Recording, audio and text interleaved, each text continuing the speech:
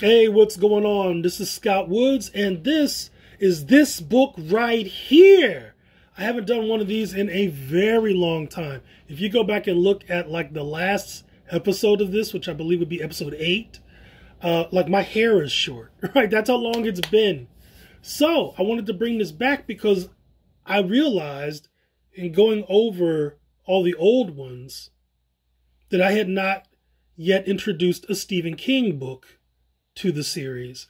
And as some of you know, I am a bit of an expert. I've done a lecture on Stephen King called Stephen King's Magical Negroes. I have been reading King since I was very young, like around 10.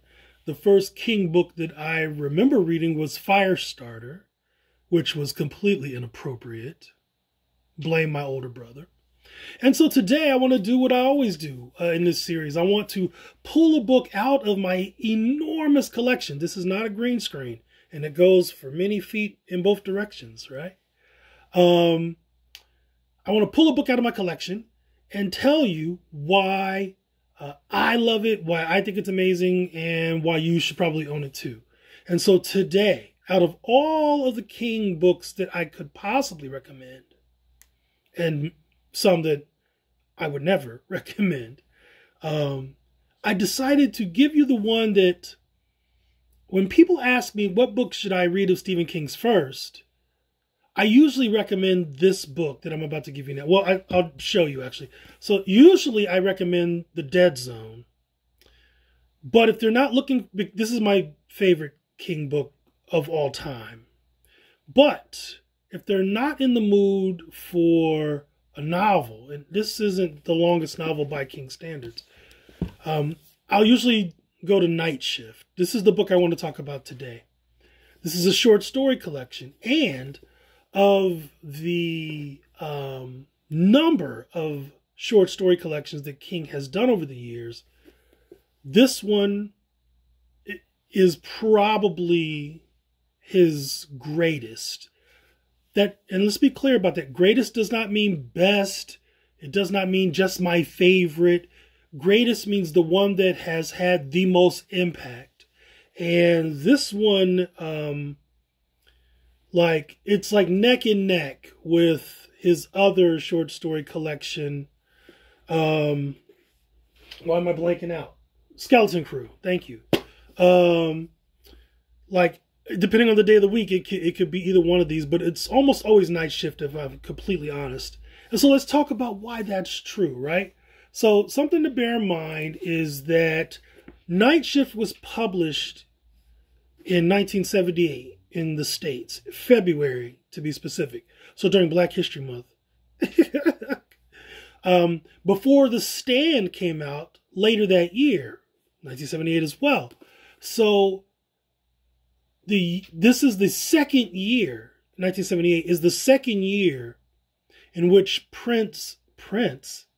King puts out 2 books in 1 year.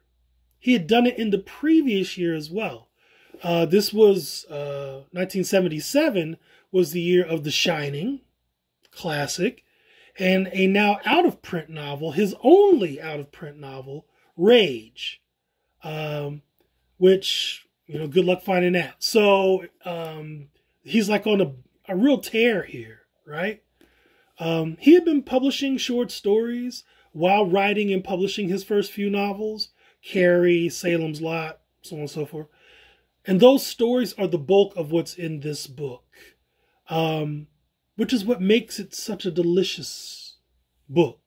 King was just getting started, and every idea he could come up with was met with this ferocious appetite to write them into existence. And a ferocious appetite for drugs.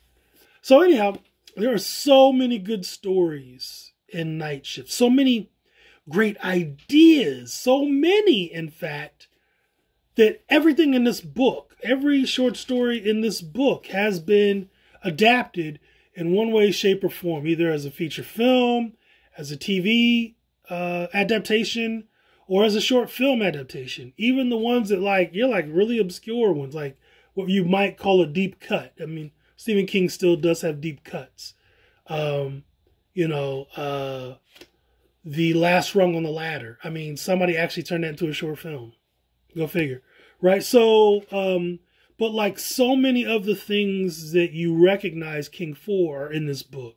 So Children of the Corn is in this book.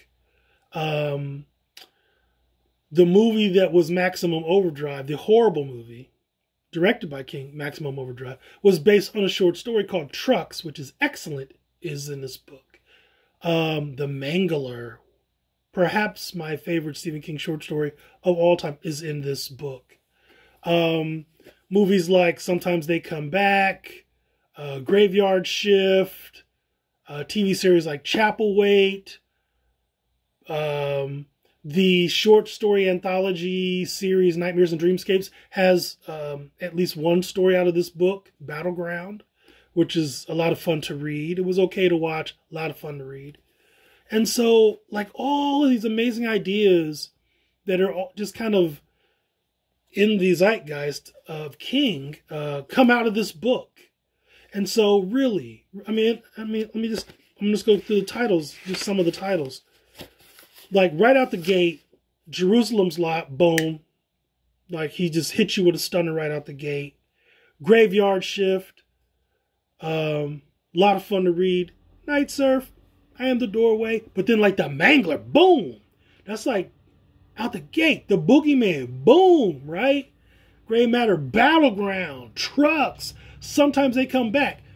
Forget all them Sometimes They Come Back movies. The short story is terrifying. Terrifying. Strawberry Spring, The Ledge. If you ever saw the movie Cat's Eye, The Ledge is in there. The Lawnmower Man. We got to talk about this one. Let us pretend the movie never happened, because the movie has absolutely nothing to do with this short story. This short story, my God, is... Quitters, Inc., also in the movie Cat's Eye. Pretty faithful interpretation, for the record. I Know What You Need. That's terrifying, right? Children of the Corn. Forget all the movies. I mean, the first one actually is pretty good, but all the other movies, just forget all that, man. This short story, come on. Come on.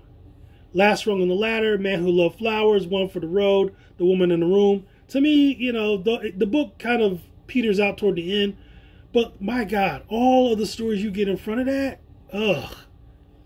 Night Shift. This is the one. This book right here is the one Stephen King book you should own. Enjoy.